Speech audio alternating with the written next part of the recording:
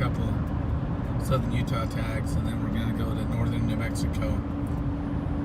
Christopher and I both have 2 tags for New Mexico. And then we have a friend, Wayne Oberg, is coming. He's got a southern Utah tag also, and 2 tags for New Mexico. So we'll see what we can get. It's going to be a fun trip.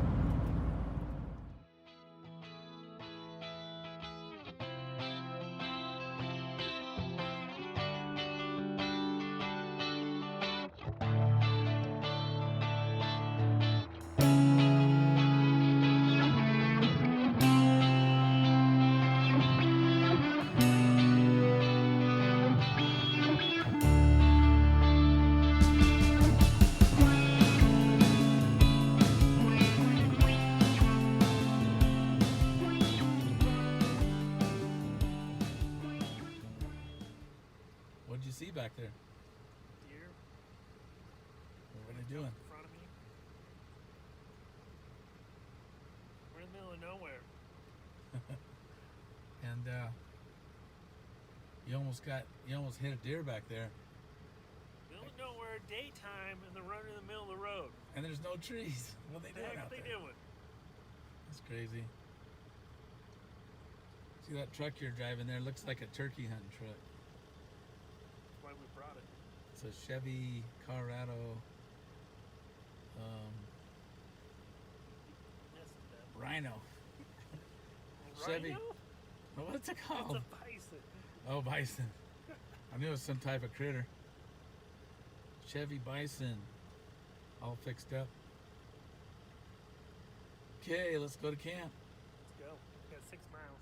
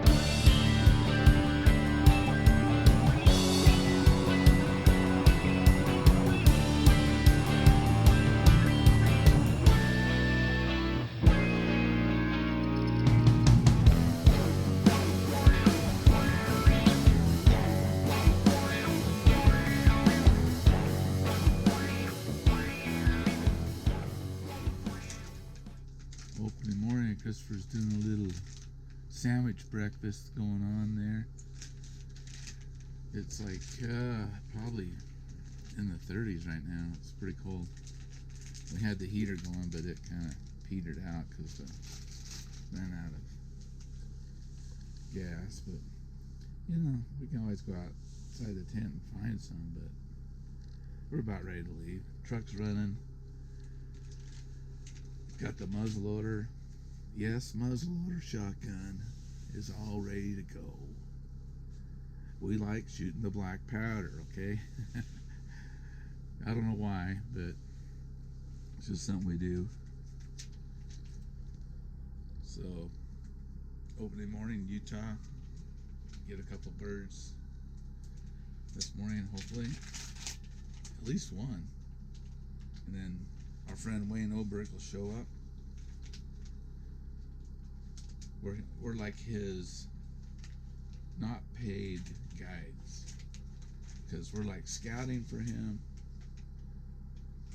We're, you know, getting it all figured out for him because he's coming later in the hunt. But he's got life pretty good. Anyway, over now.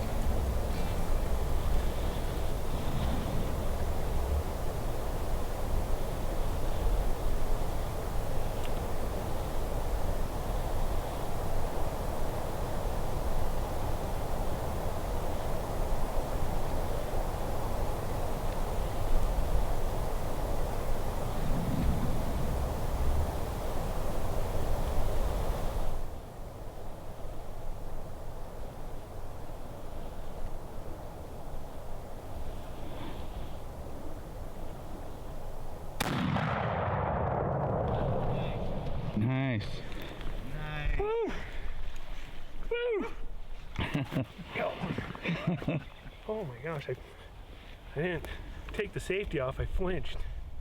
Oh, you forgot the safety? Oh my gosh. Let's go get him. Sweet.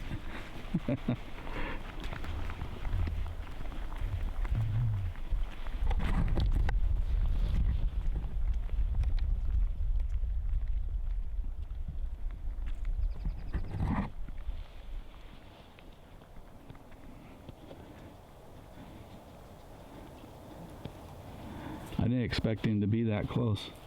I know. I thought he was still a little further over. There was another one up here. Yeah. Let's He only gobbled once though. let's try to get him.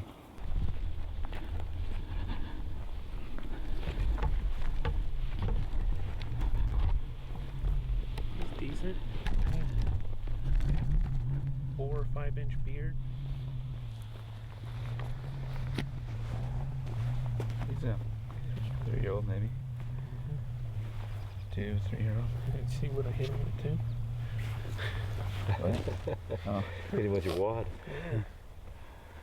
I would have waited until he got up here and messed around with the decoy. I would have shot him then. Well, I think he he just started going this way and he kind of lifted his head up and I'm like, okay, let's get it over with so we can get the other two. So now I'm the cameraman. Yeah, that's You right. give me a hard time. So cameraman, hurry up.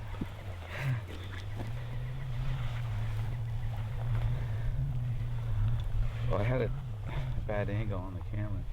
I never did zoom in on him. I had him in the film, but I never couldn't zoom in. I was shocked that he was right there. I didn't see him until he gobbled. Well, I heard him gobble, but I thought he was further away, and then I could see him standing there. I thought he was on the other side of that hill there. So did I. Come on here and one up here. Yeah. Well, I thought this one was going to come in first. I did too. He's got a bunch of hands. This guy didn't have any hands.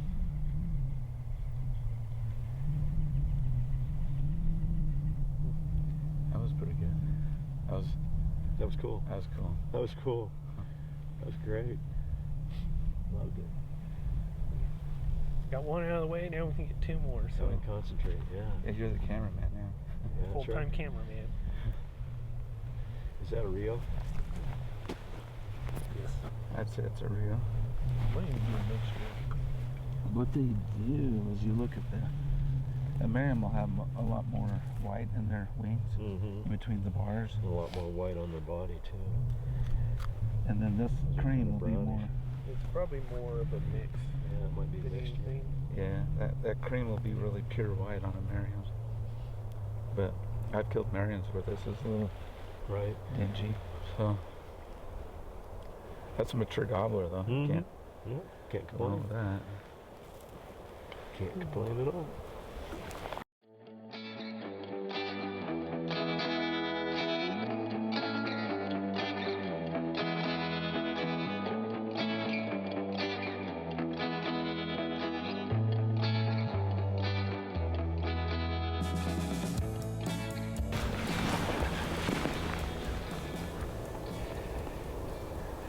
Push your tail feathers towards me. Here, there.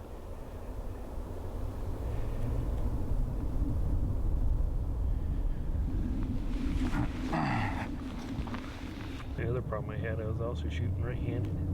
Yeah, I saw you switch.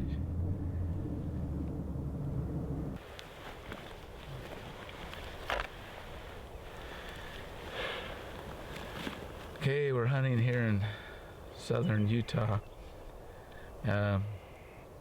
Early morning, break of daylight, we heard a couple of gobblers. One to our left down this way, and then one back up to our right. We thought the one from the right would come in first, but he's got hands. I think he's a little hand up. He only gobbled a couple of times. And then this one came in from our left, which would be east, right where the sun's coming up. And it took him a little while, but he gradually worked his way out into this clearing. I knew this clearing was here, and we've actually tried to call turkeys here before, but I've never actually shot one here. But I thought he was further away, and then all of a sudden there he was. Yeah. So I could shoot both ways, but I was set it up to shoot with my left hand, which I'm more comfortable with. And just before he got there, I heard him switch to my right. And as he was going across, I started running out of real estate to keep on moving. So I ended up having to take him a little bit early. He didn't get quite to the decoys, but we got it done, so we got 2 more to go get. Well, he didn't get quite to the decoys because Wayne was on the other side. Can't let Wayne shoot it. Can't let Wayne shoot it. I thought actually Wayne was going to get because I thought this one behind us would come in. Mm-hmm. And this one seems like he was just kind of milling around over there. And finally, as soon as he hit the edge of this clearing here, he saw the decoys and was just, you guys hear him drumming? Mm-hmm. Yeah. Yep. Strutting and drumming. And He was pretty active. Active bird. It was fun. Exciting. yeah, it's the second day of the hunt. The weather's been pretty good. A little breezy, windy at times, but beautiful morning. Can't ask for a better setup. Let's go get another one. If you're gonna write the book, this is the one to write the book on because it was classic. Classic. Yeah. Let's go get some more. Let's go. Do it.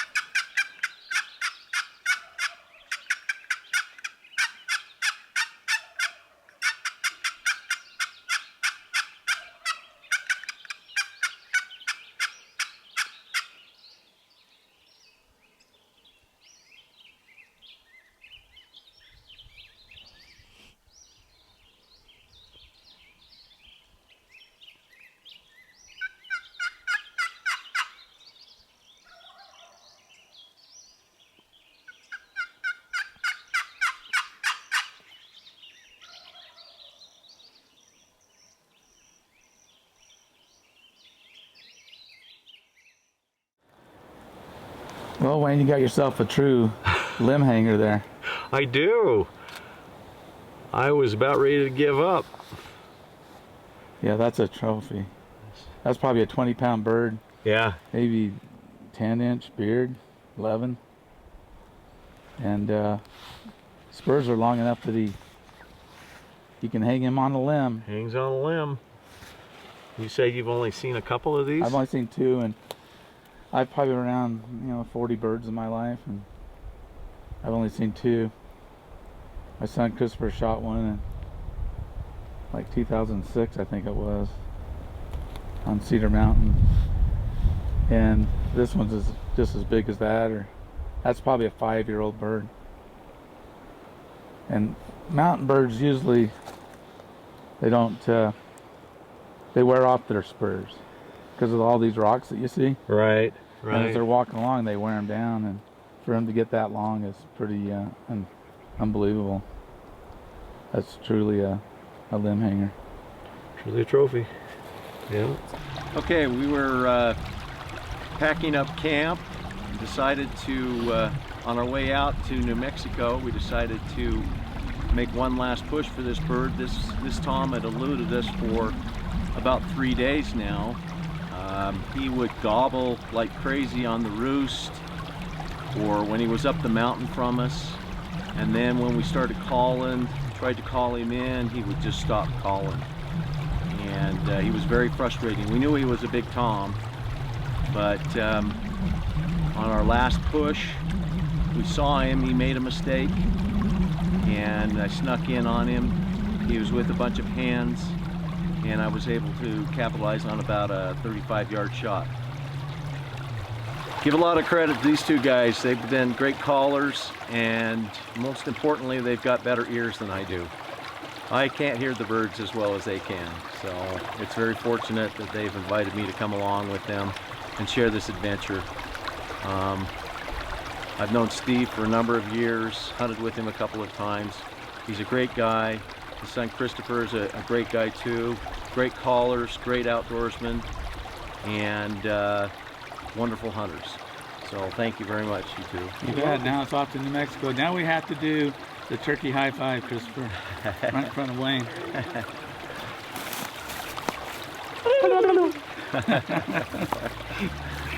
Okay, off to New Mexico. All right.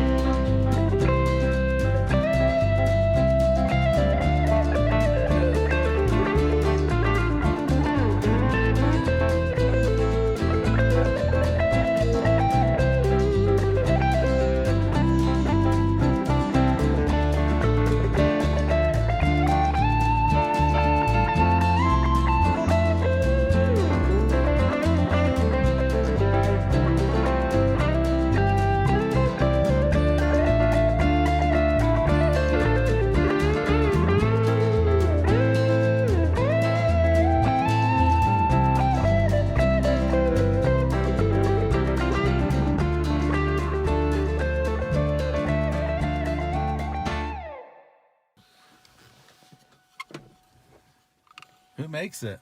I don't know. I bought it a long time ago. I think I bought it in Roswell, I think. No, Farmington. I bought it in Farmington. It says Mad Calls, didn't it? Mm-hmm. Awesome. So did you get any responses with it No, in the not now. in the past? Last year, we called in a few of them down in Conchiloan Lakes. Conchiloan side, but I can't get in there now. I tried last week. Huh? What, snowed in or? Yeah. Towards my father-in-law lives that other way. I said, and you could go always up here to like to Buckman. Not Buckman, Buckman's up here. Up to the Schofields, and then that's snowed in up here too. much 'cause we went snow. there last week on the four-wheelers. Those two guys back there, we talked to them, and they said they heard one this morning, probably on the roost, and when it hit the ground, it shut up. Yeah. So there Well- are normally a lot of turkeys in here? Right where you guys are camping, there's always there. Every evening you see like a herd, like a little flock of like 10 or 15 hens, and then 6 big old toms that have big beards. So they're probably on private property. Part of it, yeah. And they're right here by the bridge. They always come out, those toms. That's just a corner. I know them. Well, we'll keep looking. Keep going in circles. Maybe I come on the other side and go eat breakfast at the chili line in TP. You're gonna go there too? Probably. That's what we're thinking. I heard it's pretty good. Yeah, it's pretty good. Is there a gas station in that town? No. You either gotta make it to Ojo, what is it? Ojo Caliente, Antonito, or Taos. They probably sell you 5 gallons of gas there for like $30. This is that lady says, like $30 for 5 gallons. Wow. Well, good luck to you. All right, thank you. How does it sound? How did that guy sound? Oh gosh.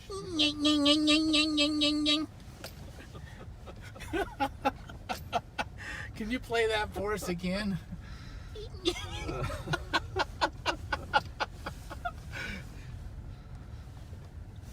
It was so small that it was like half the size of a regular box.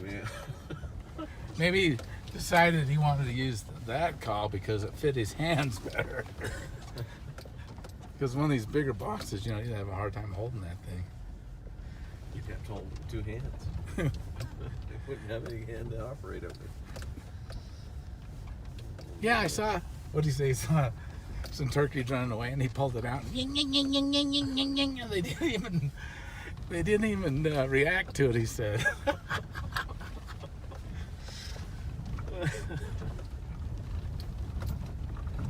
What do you think they were going to do? Just stop right in their tracks? Yeah.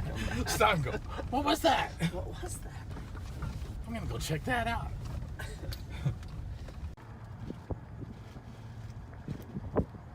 Chili Line Depot.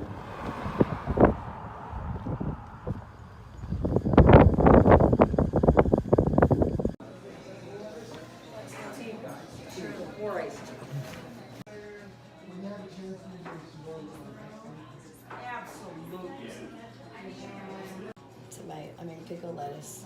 I think that's mine. No onions? Yeah. No onion. Mine has Grilled onion. Grilled onion. With onion. Lettuce, tomato. Pickle. Yeah. Okay. You got it. All right. Thank you. Thanks.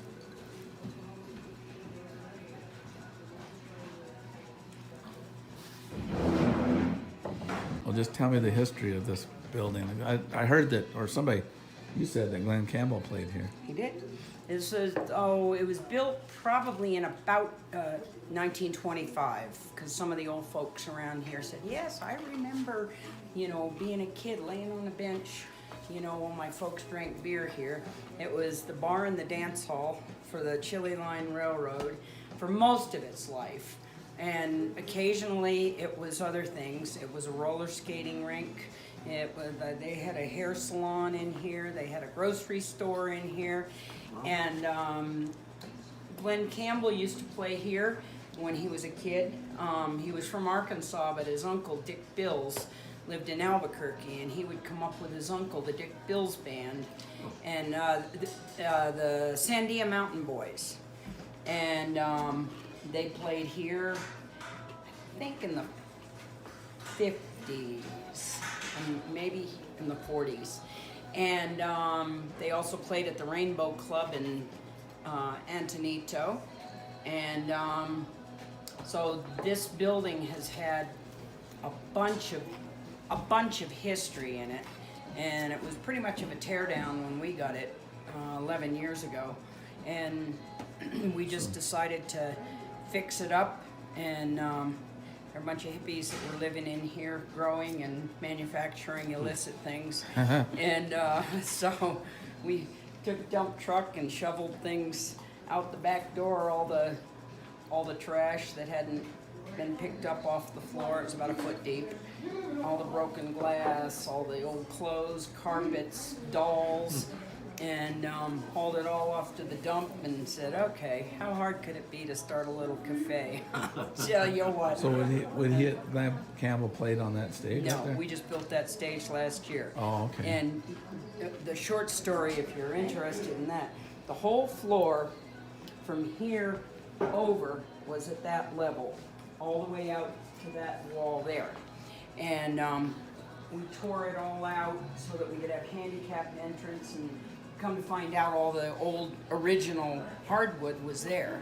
And then they just built another hardwood floor over the top because the kitchen was here and there was plumbing underneath. And so when we were tearing it out, we just stopped here and said, well, let's not tear it out. Let's just leave it and have a raised stage for our music venue, which is every Saturday night. Oh, okay. Cool. And so let's see. The old Chili Line Railroad ran from the late 1800s till 1941. It never was very successful, and so they disbanded it. And September 1st, 1941, they ripped up all the track, and most of the engines went to Seattle, and a lot of the metal off to Alaska because the Aleutian Islands were being invaded, and they were trying to get the Alcan built up there. So most of that metal went up, most of the iron went up to ADAC. to Alaska. And some of the engines, Probably ADAC Island. I'm not sure Yeah, where it was. It's in the Aleutian Islands. Well, that's where Okay. the base was. Okay, and that's where they were, yeah, that's where the Japanese were coming in, I guess, at the Aleutian Islands, and they wanted some. And so the old Chili Line, I've got a little blurb on it, and I'll give it to you. Okay. And it's printed up. And Sounds good.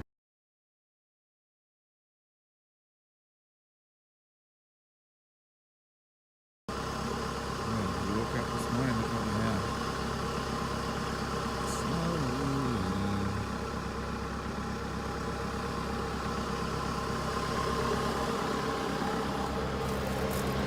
What's it doing out there, Chris? Raspberry. Oh, there's supposed to be another. Sorry. It's cold. It's snowing. What kind of crazy turkey hunters go in the snow? Unbelievable.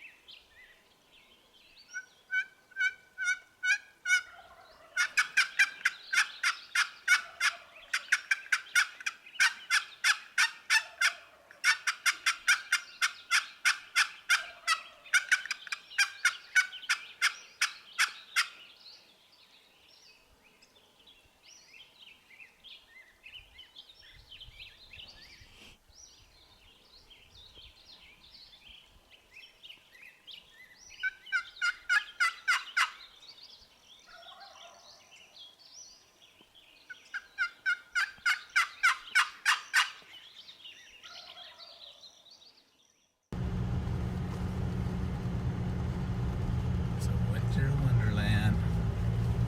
Better get the heck out of Dodge.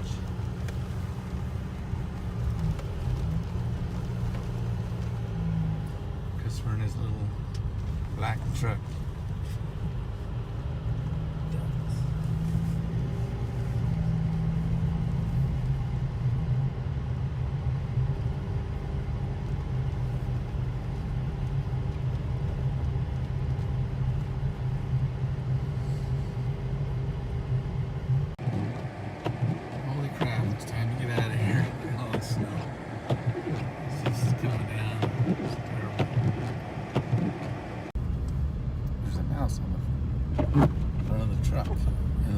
see him? Can't see him. Where is he? You had to have crawled up into your engine.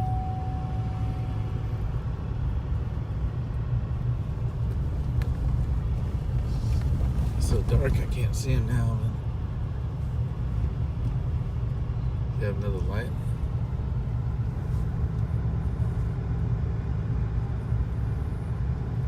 Do you see him? No. Yeah, make sure you get that dude out of there. It'll make a nest.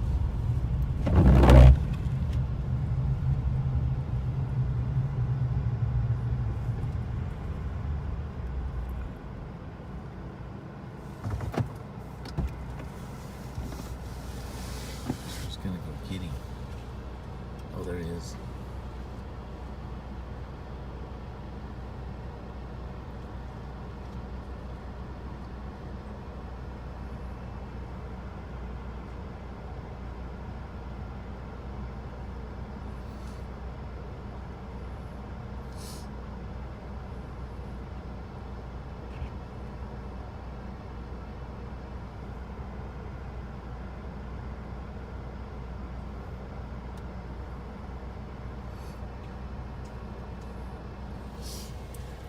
Did you see him at all? I don't see him at all.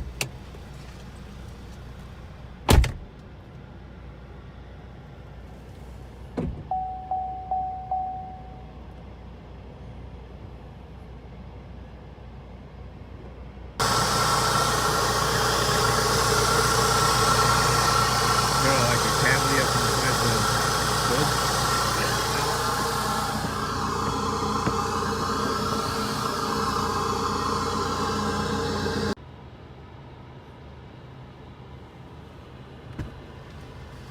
Did you get him? I got him off, but I don't know if he went back on my truck or not.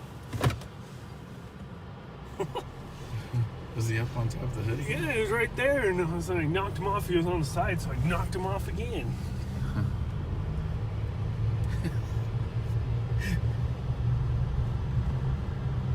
Little mouse thought this place was nice and warm.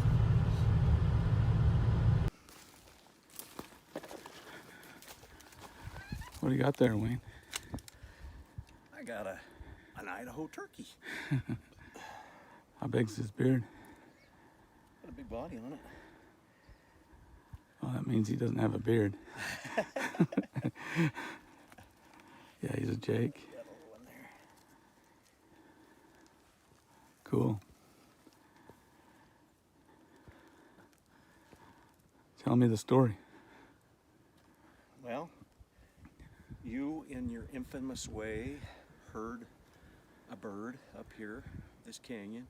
I didn't hear it, of course. And we decided to go after him. And we started walking along, and all of a sudden they gobbled right up on the road right in front of us, Well, it's a trail. or the trail. And we hit the deck, and they kind of circled around us, and you started calling a little bit, and they started coming down, and I picked an opening through the bushes and let one go by first because I thought he was going to come over to you, and then the second one stuck his head out right there, and I blapped him. Sweet. What year is it? It's 2022, April 18th. A couple old farts out here. Couple old farts out here chasing around turkeys. These guys have given us a slip. We've For, probably, what, 4 days now? yeah, we've heard 100 gobbles maybe. Oh man, And every day we've been into them. we couldn't get them in shotgun range. Great looking country.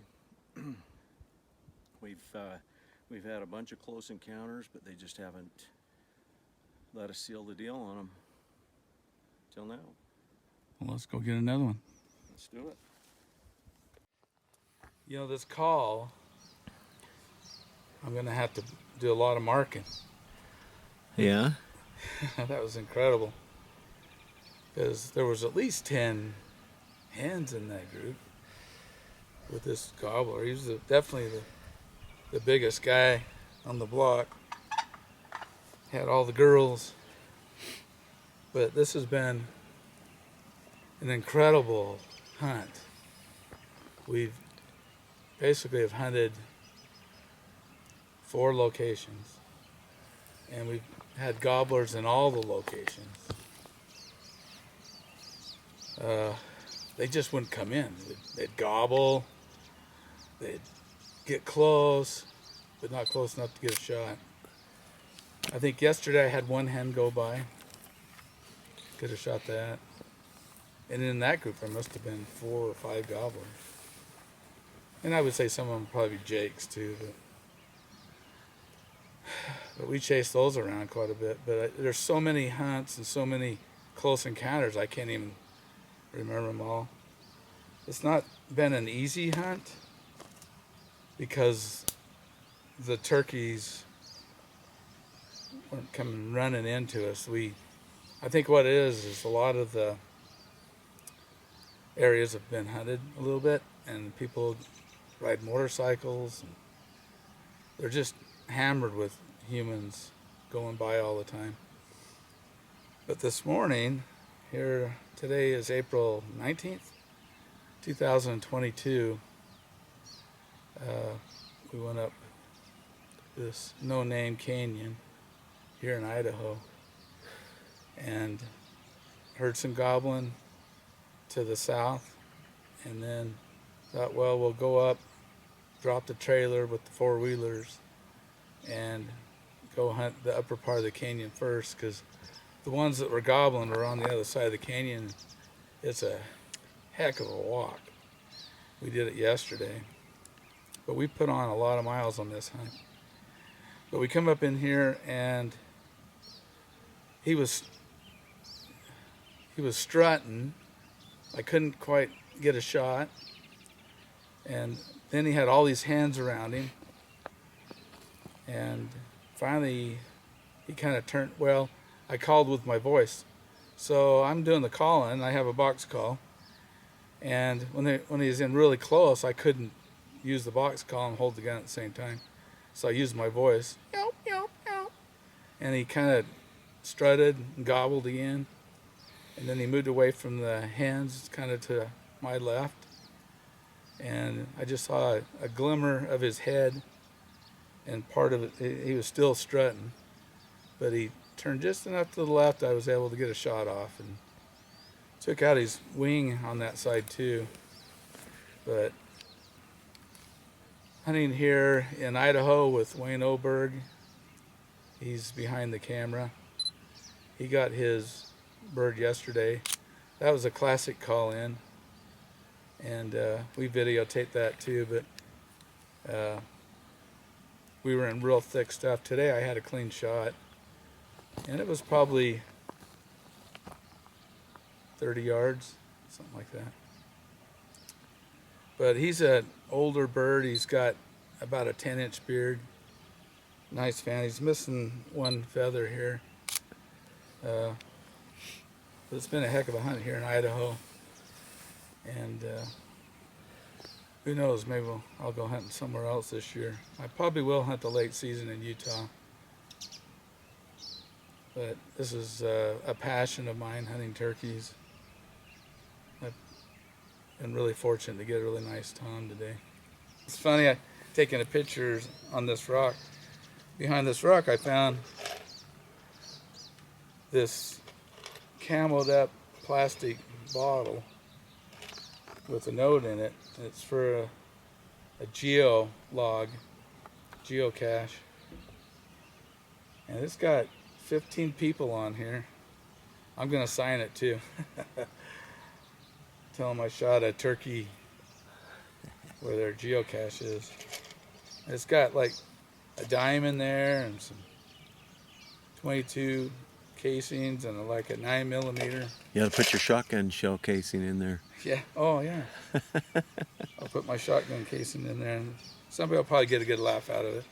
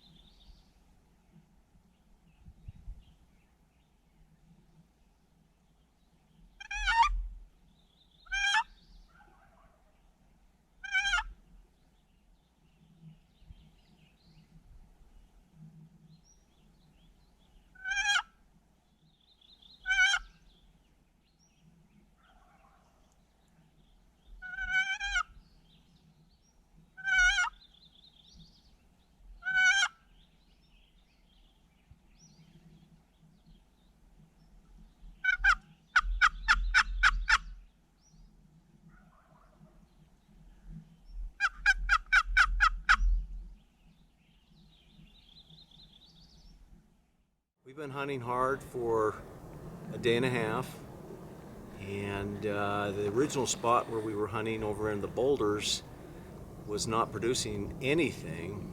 We had a lot of bear hunters over there. I'm not sure if they've run the turkeys off or the turkeys were up higher or just exactly what was going on, but we weren't getting any responses. So we came over to the same area where Christopher and I shot turkeys last year down by Escalante. And we've been hunting hard here. We heard a couple of gobbles this morning and went chasing after them, and they've either been shot at before or were henned up or something, but they took off on us and we never got a chance at either of those birds.